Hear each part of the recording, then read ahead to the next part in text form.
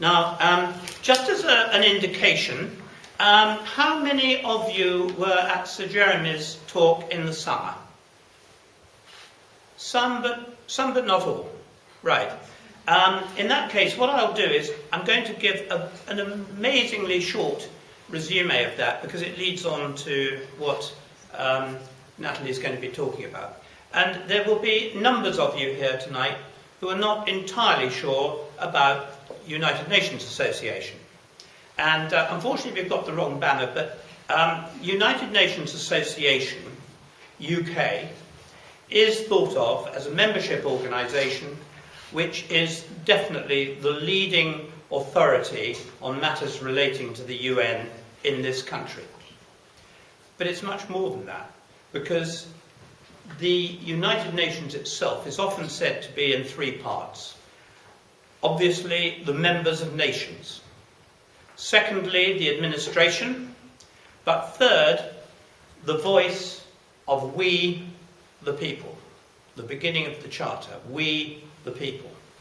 And the voice of we, the people, is really represented around the world by United Nations associations. Now, I'm very, very sorry to have to tell you that the UNA UK is by far the best United Nations association in the world. That's not us saying that, it is said by ambassadors and various other people. And why I'm sorry to tell you that is because they do an amazing job. It's a small office, they've only got 8 people in it. And wouldn't it be lovely if the US was much stronger, Russia was much stronger, all the other countries around the world were much stronger, but they're not. And so making the voice of we the people heard is actually quite a challenge. But now, if you'd been here with Sir Jeremy in June, he gave a very in-depth talk, and he pointed out that we all have enjoyed the most peaceful time in history. Now, it doesn't always feel like that, and I had an email from one of the people who was here saying, what the hell was he talking about? Look what's going on.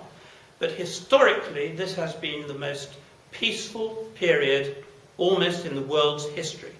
And he made the point that if we are now to continue that, and all periods of peace have always ended up in a large war, if we are to continue that period of peace, we are going to have to do something extraordinary, his word.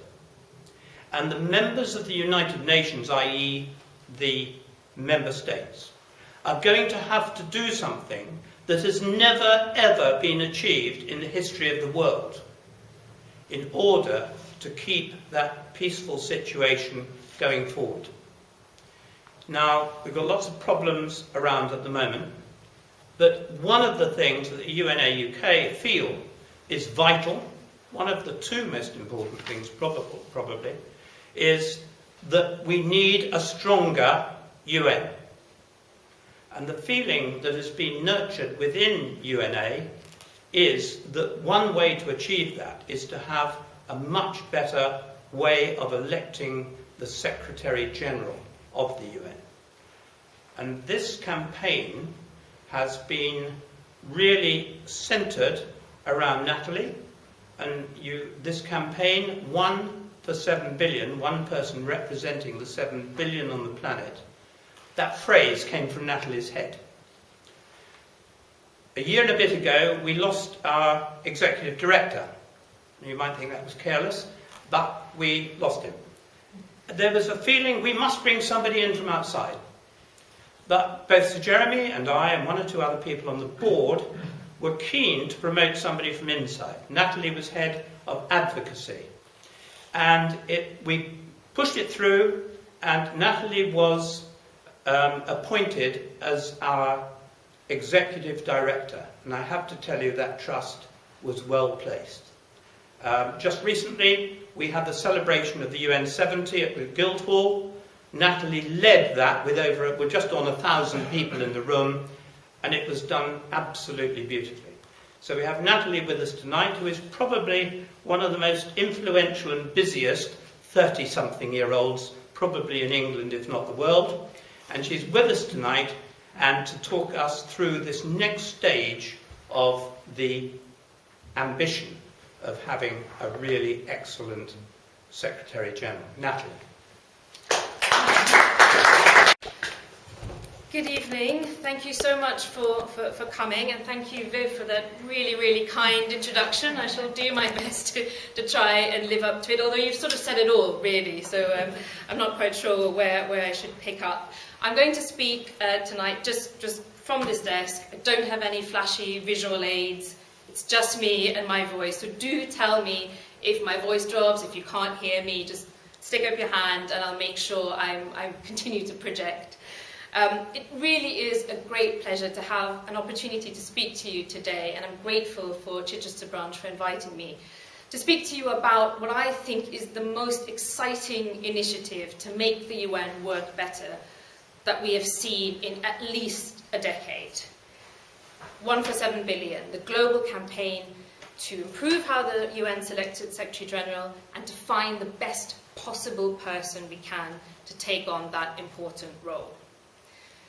Given the deep challenges facing the UN and the many ways in which it could and should be improved, you might be thinking, well, why on earth should I care about a recruitment process? And I don't blame you for thinking that, but I will try and do my best to explain to you why this matters so much. I'm going to start with some remarks about the context in which the UN is operating, particularly what I would describe as a global leadership crisis. I'm then going to put two solutions to you to this crisis, one that requires a huge shift in our understanding of what national interest is, and the other is more of a quick fix, improving the Secretary-General selection process. I'm then going to tell you a bit more about the 1 for 7 billion campaign, what we are trying to do, the huge success we've had to date, the tremendous amount of work that remains to be done, and also how all of us have a role in making sure we get the best possible leader for the UN. This year, as I'm sure you're aware, marks the 70th anniversary of the UN. And despite the horrible headlines that we continue to see every day, there is a lot to celebrate. The UN has helped millions of people to improve their lives through health and education, to rebuild their lives after wars and disasters. It has helped to eradicate deadly diseases like smallpox, supported the peaceful transition to independence of scores of countries, and created international laws and standards on everything from human rights to aviation safety. Fundamentally, the UN represents our attempt, however imperfect, to try to learn from the Second World War and to build the concept of an international community that is expected to work together and to solve problems. But today, there is a confluence of crises that is stretching the UN to breaking point. After steadily falling for 70 years, the number of conflicts is now increasing. Civil wars and attacks on civilians are on the rise for the first time in 10 years. Climate change is disrupting lives and livelihoods. In Syria, the conflict has set back development progress by some 30 years and has triggered food shortages across the whole region. And polio, a disease that was on the verge of eradication, is sadly now resurfacing in countries such as Somalia, Afghanistan, and other states affected by war. And of course, we have now 60 million people who have been forced to flee their homes due to wars and disasters. This is the highest number since records began. Last year, and this is an absolutely staggering figure, 42,000 people per day were displaced, and that number is on the rise. The UN is struggling to deal with this very grim situation. On the ground, I think it's working wonders to feed, clothe and shelter millions of people. But severe funding shortfalls have meant that it has had to scale back its efforts in recent months. So, for example, the World Food Programme has been forced to cut food aid to 700,000 Syrians. Those receiving food aid in Jordan and Lebanon have seen the value of their vouchers drop to just $14 a month. That's all they have to get food for the whole month. This is one of the reasons why so many people are starting to leave refugee camps now and travel further afield.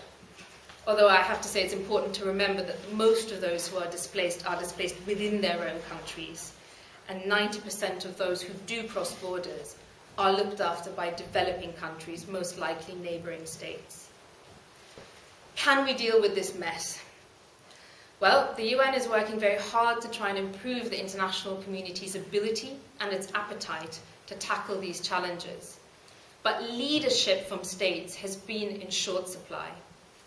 In recent years, states have been very reluctant to look outwards. They've been preoccupied to try and balance economic recovery with political stability.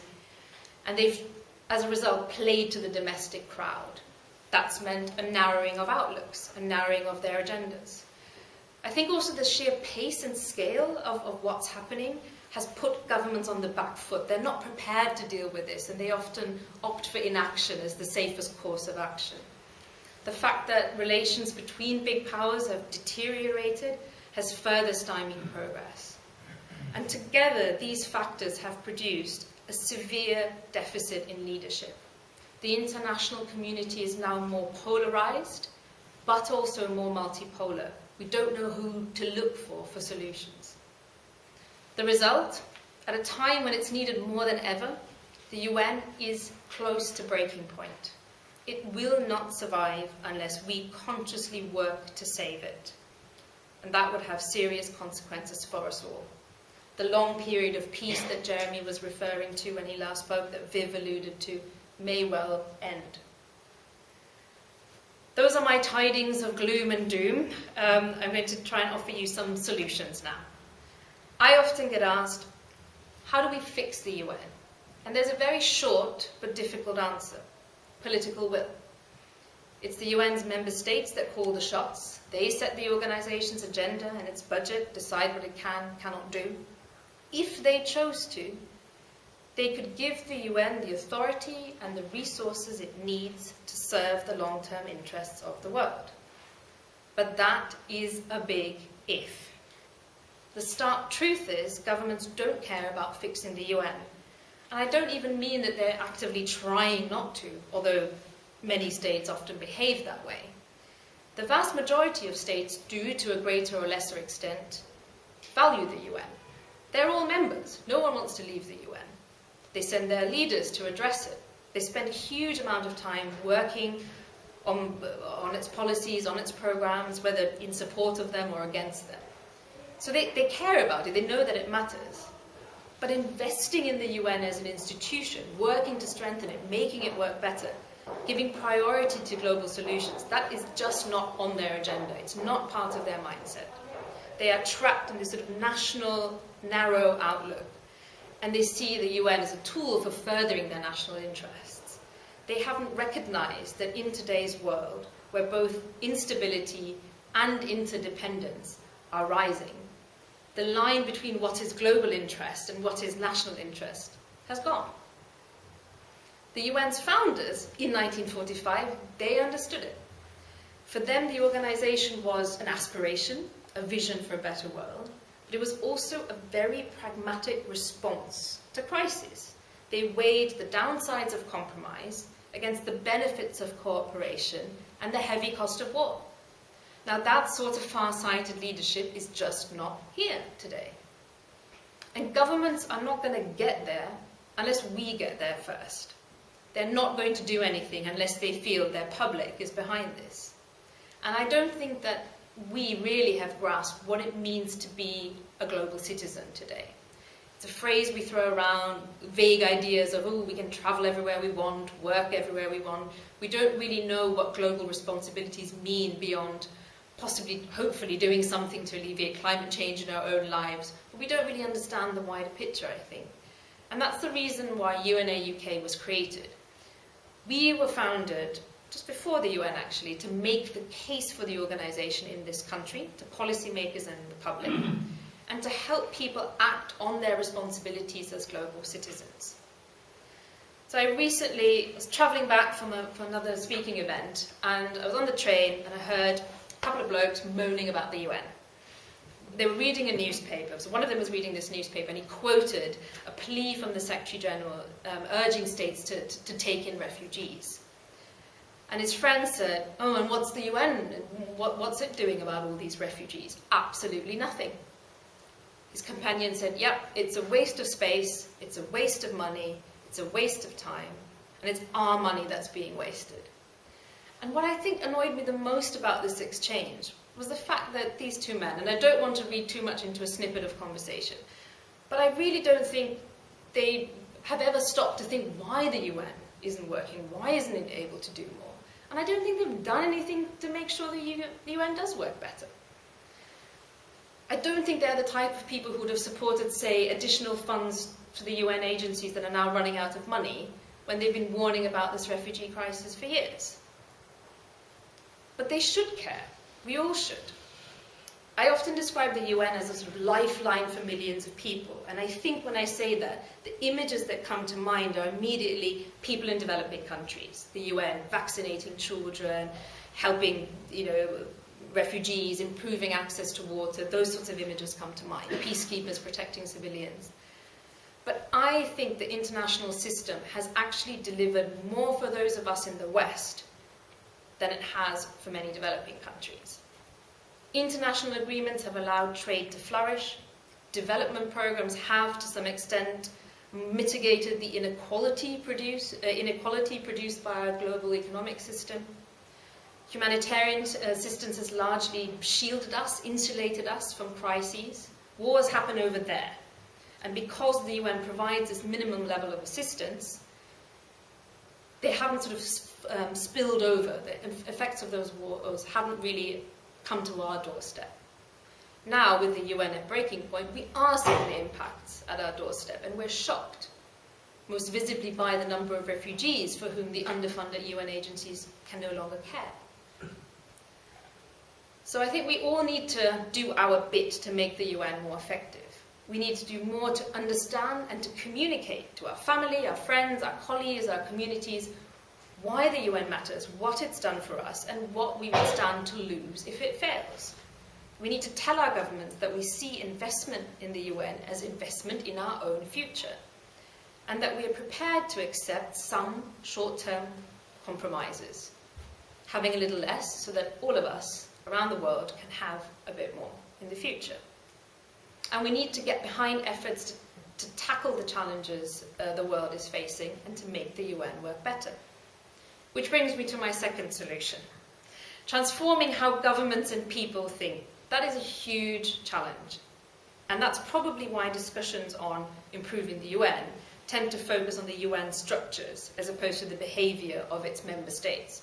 That's the difficult bit. And of course, we need to keep pegging away at governments. That's ultimately the only way we're going to get the UN that we need. But we also do need to look at what I would call these sort of quick, more achievable fixes.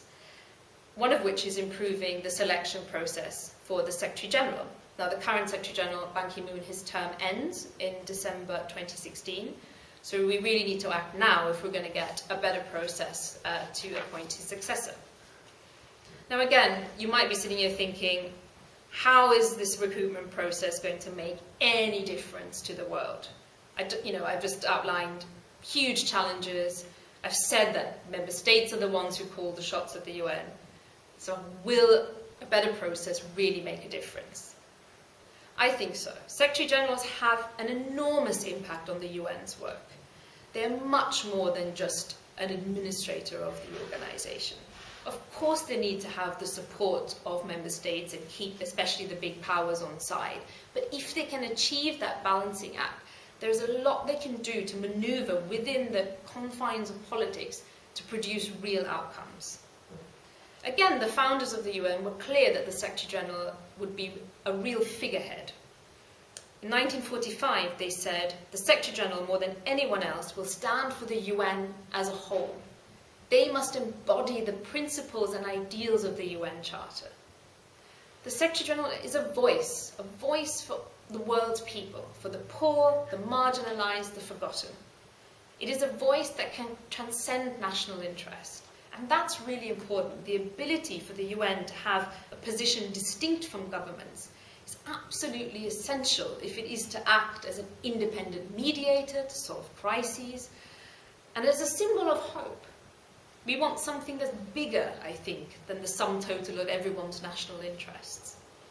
The Secretary-General can make a difference in countless practical ways, coordinating efforts to tackle challenges, encouraging action when the big powers are not interested, making smart appointments to other key UN positions, pioneering norms and building partnerships. Take peacekeeping. That's something that probably everyone associates with the work of the UN. There is no mention of peacekeeping in the UN Charter. Peacekeeping was pioneered by the first Secretary-General, Trygve Lie, and his successor, Dag Hammarskjöld. Hammarskjöld also really set up the Secretary-General to be a mediator. He secured the release of 11 US airmen who had been captured by China in 1955. His successor, U Thant, was instrumental in de-escalating the Cuban Missile Crisis. It's not something that was known at the time. It's emerged afterwards from the diaries of people who were involved. He played an absolutely vital, behind-the-scenes role. More recently, Kofi Annan brokered a groundbreaking and life-saving deal with pharmaceutical companies to widen access to HIV/AIDS treatment. It's literally saved thousands, hundreds of thousands of lives.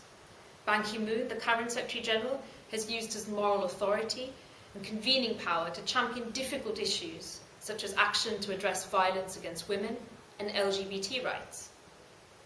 Crucially, Secretary-Generals can also play a pivotal role in preventing conflict and atrocities. The Charter enables them to bring to the attention of the Security Council any matter they think is a threat to peace and security. Now, they don't often do it, and I think that's because of the way that they're selected, which makes them very subservient to the Council in particular. Imagine if we had a selection process that freed them and gave them a mandate to make those bold decisions. Now, I'm just going to make sure that you are all still awake, because you've heard quite a lot from me, and ask you a question. UN Secretary-General has a crucial role to play in finding global solutions and improving the life of the world's 7 billion people. The position has been described as the world's top job, the world's most impossible job. How would you go about finding the best possible person to take it on? What would you do if someone said, find the best person to serve as Secretary-General? Do you want to start us off with, what would you do? Am I allowed to say put an advertisement into a newspaper? Or, you are, of course. Or, in your case, go to America and talk to the elders and get the discussion going in the General Assembly. So we've had adverts in papers, discussions. Any other ideas? What would we do to find this person? Go to the policy, the Global Policy Committee. The ones on peace and the various big global policies. So go to experts and committees. Any other ideas? Go to the people. Go to the people. Anything else? Well, I think at minimum we would expect this recruitment process to have, the basic things that every recruitment process has: a job description, a timetable, adverts, consulting experts, consulting the public, interviews with candidates, a shortlist. But unfortunately, none of these things currently exist. It is really quite shocking. We don't have any form of no criteria set out. No one knows what's going on. We have absolutely no way of knowing who might be appointed and who will emerge from the Security Council. I suspect that many of you are probably aware of the lack of process, but I speak to people who aren't, and they are absolutely shocked. They just can't believe that any organisation in 2015 would have a recruitment process without a job description, let alone an organisation like the UN, which goes around the world giving advice on how to run elections and advising states on good governance. I think part of the issue is that we have just one sentence in the Charter devoted to the appointment. The Charter says the Secretary-General shall be appointed by the General Assembly upon the recommendation of the Security Council. Now, I think it's quite sensible that both bodies play a role in the appointment. After all, that reflects the realities of the UN.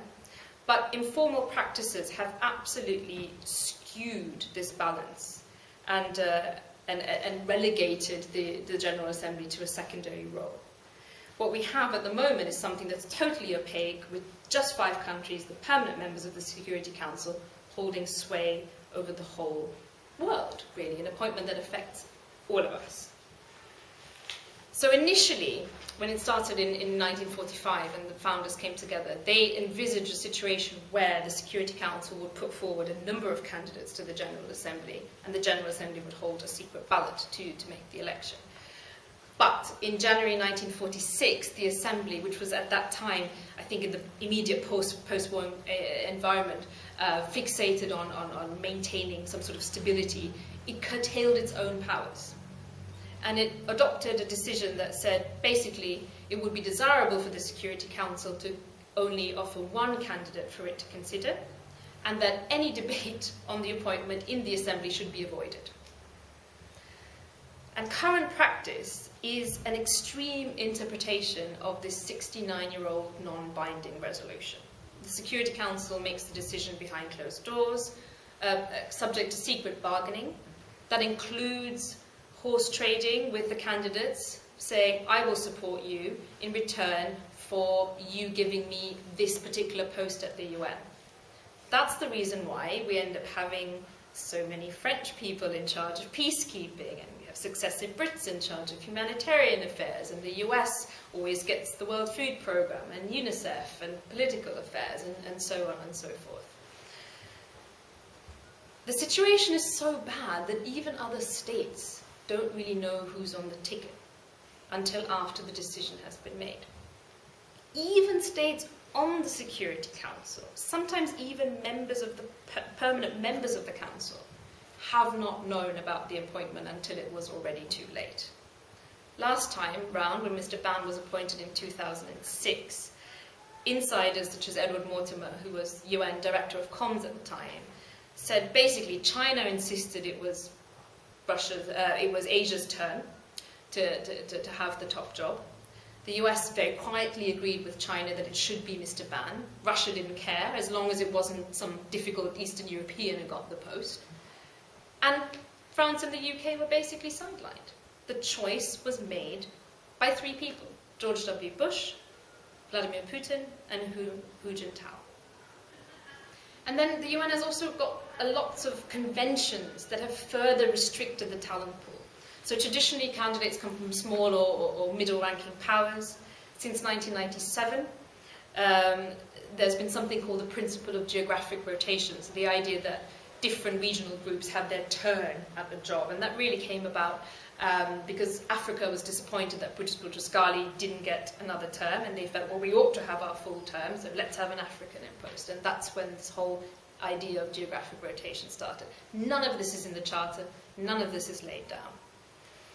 And we should also remember that only 3 of 31 former candidates for the post have been women. And of course, no woman has ever held the post. The sum effect of all these sort of informal conventions and practices is that we have a seriously deficient process. I don't think there are many appointment processes that would compare unfavourably with how the Pope is selected. But at least the Vatican gives us some smoke signals. We get absolutely nothing from the Security Council. And the worst of it is the process is geared towards producing not the highest caliber candidate, but someone who won't rock the boat of the P5.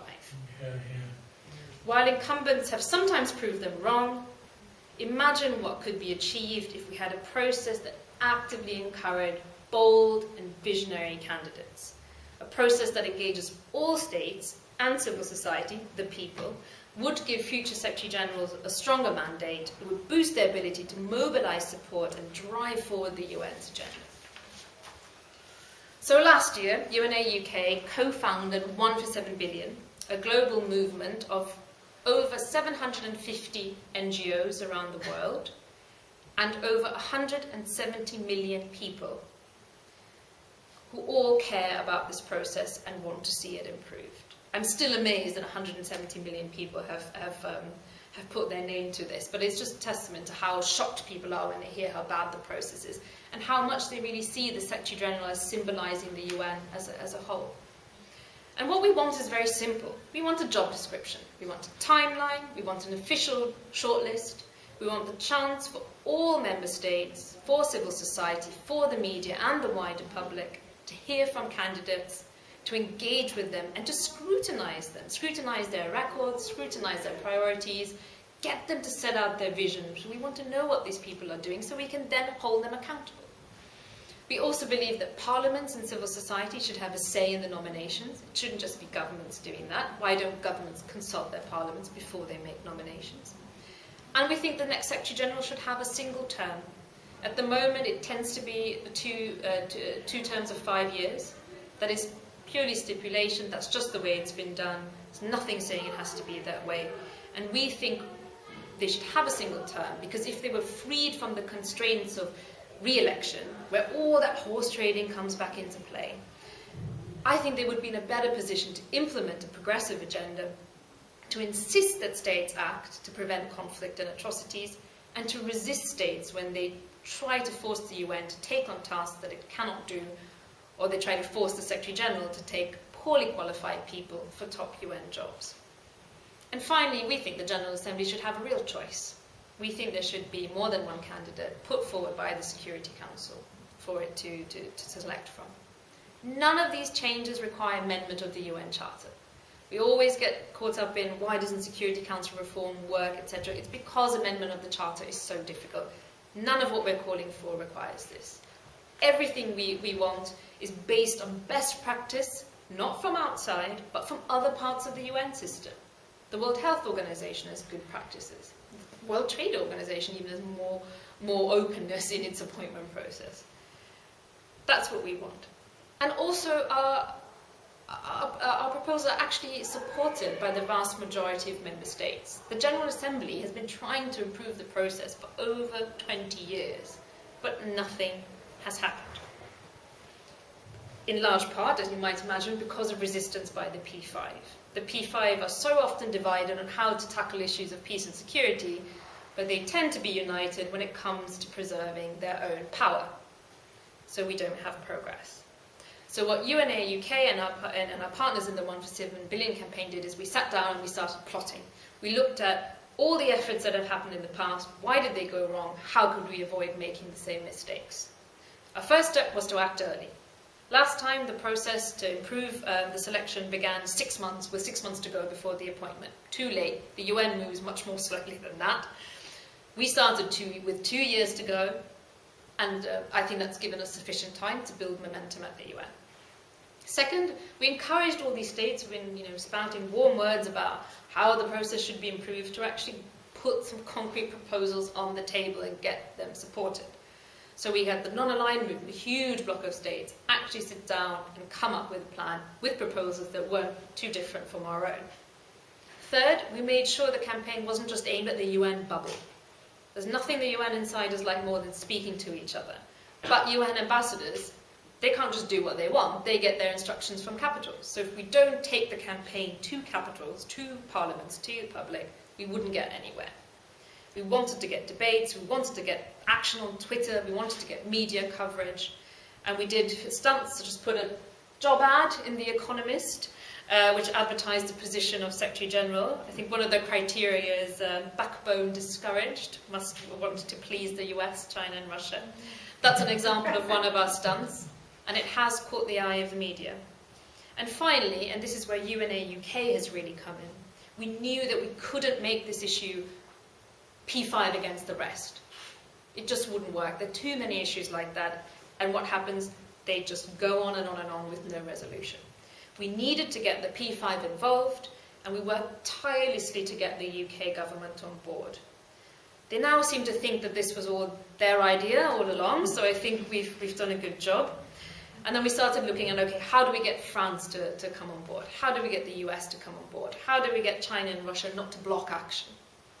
The result of our efforts, the General Assembly adopted in September, by consensus, an unprecedented resolution calling for the Presidents of the General Assembly and Security Council to issue a timetable, to send a letter saying exactly what was going to happen when. It called for candidates' names and CVs to be published, and crucially, it called for hearings with candidates. Quite a lot of our proposals have therefore been endorsed. I am thrilled, somewhat amazed that we've got to this place. Some of my colleagues have been working on this for 2 decades and they just can't believe it. The Security Council is actually discussing the joint letter today. I think it's actually right now. The letter is being discussed based on a draft put forward by the UK, which is currently presiding over the Security Council. It's absolutely amazing. But there's still an enormous road to travel. Resolutions are adopted, they're not always implemented, and there's real pushback now from the other members of the Security Council. We also need to keep pushing for the things that didn't make it into the resolution. The single term, for example, which I think is probably the most transformative element of our whole agenda. And we need the process to start promptly. So what's missing at the moment from the draft text is any idea of timeline. We wanted to start in January to allow enough time to have hearings with candidates, to hold debates, etc. This is going to require a huge lobbying push, and I really hope that you will support us in these efforts. And we think that even if progress stalls in New York, even if states can't agree, there's a lot we can do from the outside to improve the process. This time round, we cannot have a process in secrecy. It just won't work. There's just too many leaks, too many social media platforms. People already know who's standing. We cannot have, it's just not going to be secrecy like it was before. We already have insights into what's happening. We need to begin now, I think, a global conversation on what kind of person we actually want, what kind of priorities we think they should have. And I think we also need to encourage our governments to nominate the best people. That means discussing criteria. That means encouraging Parliament to act. And we should engage with candidates. We should be able to question them on their vision, question them on their records, test how they are on the stage. Are they good communicators? Can they deal with stakeholders? How do they do with the media? Can we imagine them banging governments' heads together and saying, you need to do this now? We hope to hold next year, in partnership, fingers crossed, with The Guardian, the first ever public debate between candidates. This wouldn't be part of the official process, but already 4 candidates have said that they're up for it and they're happy to do it.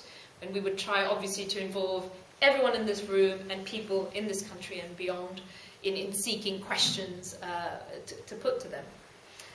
So please make sure you visit 1for7billion.org.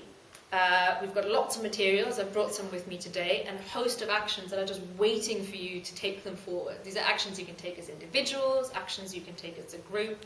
A lot of them are very simple for those who want to be more involved. They're more in-depth actions, such as organising pre-hustings, for example. Demonstrate that people care about the organisation and want it to be more effective. That's not just some cuddly platitude that I'd like to throw out there. It really is an urgent call to action. The need for the UN is greater than at any time since the Second World War. We are in crisis, but we must use this crisis as an opportunity to make it work better, not just for us, but for all people everywhere.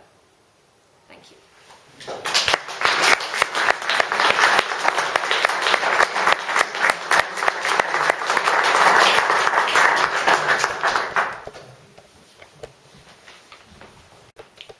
I don't think it's an understatement to say that this whole proposition could be a pivotal moment worldwide. I seriously think that this is the embryonic stage of moving our human progress forward. And I take my hat off to you for all you've done. That is absolutely amazing that it has got as far as it has got from our little office with 8 people, and the punching above their weight doesn't even begin to describe it. But it is quite brilliant. And I do think it will become, hopefully it will become, a pivotal moment in world affairs. We're going to take some questions. Let me take the first question from... Hello, I'm Stephanie. Stephanie. Newbury Patron Branch. once the equivalent of the three most powerful men in the world, equivalent to those three who did the last choosing, really feel that this campaign is any sort of a threat, then aren't they going to make sure that you don't succeed? Because they want to retain the power they've got and retain their way of selection, because they end up with perhaps what they think is going to be their next puppet. So how are you going to keep your momentum going forward when they begin to realise that you might well be a threat? It's a very, very good question, and I think partly because the US is preoccupied with its own election, of course, next year, and because there are other serious issues that the P5 are looking at. In some ways, we've benefited from working below the radar and getting all the other member states on board to a point when it's very difficult for them to back down. Now, the P5, to some extent, we have an impression that they just do what they want, but they're constantly in this balancing act between when they really want to push their agenda and put their foot down, and when it's smarter for them to actually go with the majority. They cannot always put their foot down on everything, because ultimately they don't operate in a vacuum. The P5 is powerful in New York in a room. They have their own little room that they meet in separate to the Security Council. But there's the real world where you need partnerships with Brazil, you need partnerships with India, you need partnership with a whole host of states in Africa, in Europe, etc. And that's when that comes in. So they will always put their foot down when it's something they see as completely in their national interest, but they do give when it's an issue outside that. And I think they can see that they need to do something to show that they can change. They're under enormous pressure at the moment because they're not working well on the hardest issues, such as Syria. Nothing's happening on Security Council enlargement, nothing's happening on restraint of the veto. And I think they probably made a calculation. We did sort of put this to them as well. I said, if I was one of the P5, I'd be thinking, Security Council enlargement, that's not good for me. Veto restraint, that takes away my biggest, trump card. This is something I can live with. It doesn't actually take away any power from the Security Council. It's still them who'd be deciding who goes on that shortlist to the General Assembly. But this is their way to say, look, we can listen, we can respond. And it's amazing that all the energy that was in Security Council enlargement and reform has now just completely moved to the Secretary General issue. Things, once you create momentum, it just goes with. But it is something we're going to have to manage. For the US in particular, it's very difficult for them to sit there and argue against transparency as the world's greatest democracy, etc. So that is something that we have to take with them. China is increasingly, I think, looking to try to distance itself on some issues from Russia. It won't on the hardest ones, but it could be using this as an issue to say, we are making our own foreign policy, this is what we do. And Russia, from time to time, likes to surprise the world and say, oh, actually, we want to follow we want to be the champions of the non-aligned movement, etc. They might see this as, again, part of a wider game. I'm not saying that's positive, but I think there is a good chance that this will go through. The resolution was adopted by consensus, after all. Thank you, Stephanie. Deborah. I'm interested to know about the networking that you've done, this lobbying, pre-lobbying. Have you got into the P5 countries? Have you got people supporting you from other P5 countries? Are they NGOs? Are they lobby groups?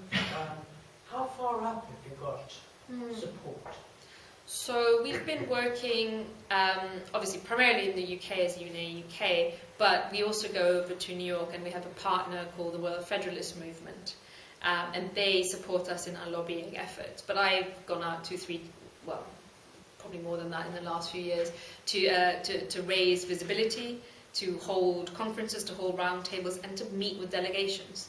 So when I go there, we'll probably meet the 10 delegations that are the most supportive and the 10 that are the least supportive. And so that's at the UN ambassador level. We also have partnered with the elders. They have access that we don't to foreign ministers and presidents. And often these things are done by, one of your peers whispering in your ear, putting pressure on you. That's another tactic that we've used. which is something that we can do in the UK, but we need others. We have our network of UN associations. So through that, we have been able to make contact with UNA Russia on this issue. In France, we have others such as Amnesty, who are our partners on the ground. China, we have UNA China, who's interested. The reason I mention UNA Russia and China is because they basically are revolving doors with their foreign ministries. So at least the messages are getting out there. So we have different levels of support. Our networks are probably strongest at the moment in Latin America, North America, and Europe. We're actively looking at the moment for good partners in Asia and Africa, which probably will be done through our UN associations. We have a great UN association in South Africa and a great UN association in India. But you know, those countries in some ways have already been very, very progressive and outspoken. It's now our job to make sure that people don't think, oh, we've got the resolution, we can all relax now, and to keep up that pressure. But I really do think there's a sense within member states, I feel that in New York, they're annoyed, they're so upset that they have not been part of this. And I think the frustration from the wider imbalances within the UN system has gone into this issue. And the President of the General Assembly, who's one of our key contacts, is an excellent Danish person, has really made this his priority as well. So that's sort of how we work, different ways with different people. Avaz is one of our partners. That's how we sort of get the millions on board, really, by using their networks. But I'm very proud to say we've also got the International Trade Union Confederation. Lots of private sector companies who, you know, have very good processes to select their own CEOs. They're interested in this as well. So it really seems to be an issue that a lot of different networks are getting excited about. And one other thing, is social media helping them? I think it's helping us in terms of getting the word out there. You know, we wouldn't have got 170 million peepers if we didn't have celebrities, etc. Patrick Stewart, our patron, retweeting and getting the word out there. We had a really powerful thunderclap that I think reached over 10 million just before one of the General Assembly debates in April. And those things, we always think, oh, how much difference does it make? Well, in New York, in the UN corridors, it does make a difference. People are more interested in this issue than I think they should be sometimes. I feel like you should be spending all your time talking about Syria, but no, people are really obsessed with UN reform and UN recruitment. So it does feature, and we've had media coverage in a number of outlets. So we've had a couple of big op-eds in the New York Times just before debates. That's had quite a big impact as well. Faith. Thank you very much, Faith Ponsonby from Enterprise. Just a couple of questions, really. First of all, after the Guardian debate, which hopefully will come off, will we get an opportunity to vote electronically to say, or on Facebook or on Twitter, to say what we think of the candidates? And secondly, following on from that, in 20, 30 years' time, do you envisage a time when we might all get an electronic vote for who we want to be in? On the first question, I love that. I mean, one of the reasons we want to partner with The Guardian is to do what they do in the US presidential debates, which is actually have live reaction to what's being said. Someone once asked me, what small technical reform would I most want to see at the UN? And I said exactly that for every General Assembly speech. Wouldn't it be great when we have various world leaders droning on if we could actually just, you know, vote with our keypads? So I'd love that to happen. We do also want to have polls. So once we know who the official candidates are, we ourselves will never endorse anyone, but we want to give the public a voice. We do think there is something to be said for the civil society candidate, should I say. So we do want to do that. As amazing as our progress has been in the last 2 years, I don't think we'll see that go that extra step. If you look at campaigns just having a UN Parliamentary Assembly, directly elected representatives, you know, that's something that's a long way away. I'm also not convinced that, certainly for the Parliamentary Assembly, that's the right way, because you know, the UN is already political. I don't know. It's an interesting idea. What I do think this process will do is pave the way for other reforms. And that really relates to Stephanie's question. This is actually a route to chip away at the P5 power. That's why it's so contentious. And that's why I am amazed at the process. But I think once we get in there, what we're really saying is people should have a say in what the UN does.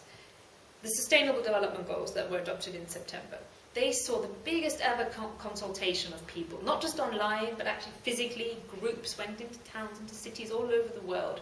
And we have this amazing, input.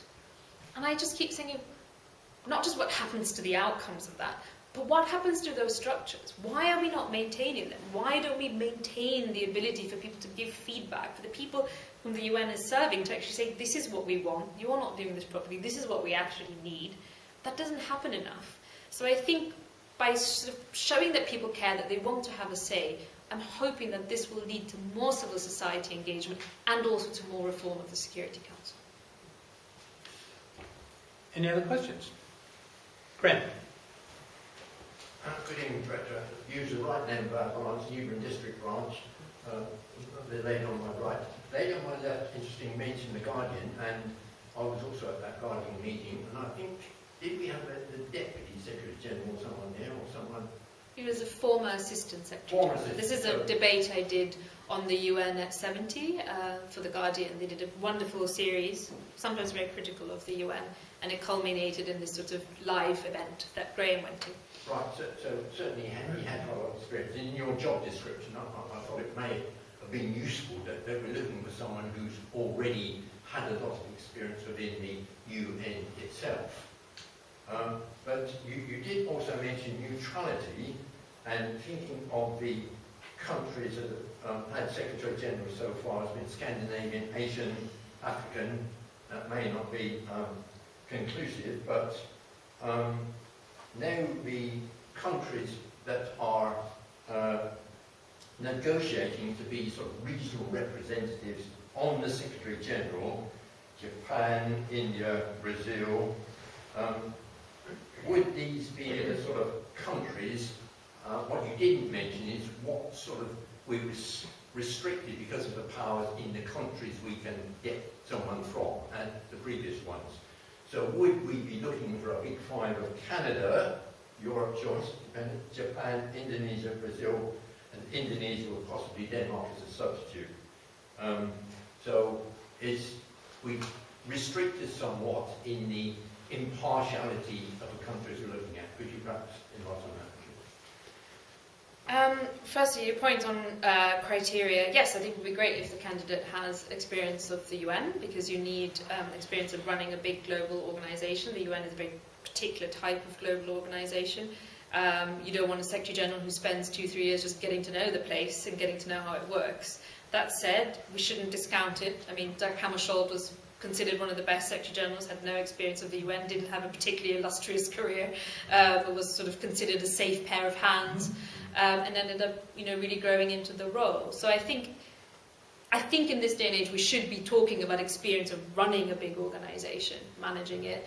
I'm not sure we should be quite as prescriptive about UN experience, but I do think in practice, certainly looking at the list so far, a lot of candidates do have experience either as representatives or in UN functions. On restrictions, I mean, actually, theoretically, we're not restricted at all in who we pick. There's nothing in the UN Charter, nothing to say we have to pick anyone from anywhere. All the issues to do with particular countries, etc., are just unspoken conventions. So obviously people don't particularly want to have someone from a P5 country there. They feel like they have too much power anyway. There's a sense that over time the Secretary General's role needs to reflect the diversity of people. So I do think an element of geography needs to come into that. I don't think we should, however, just say it has to be Eastern Europe's go next time, and just ignore the rest of the world.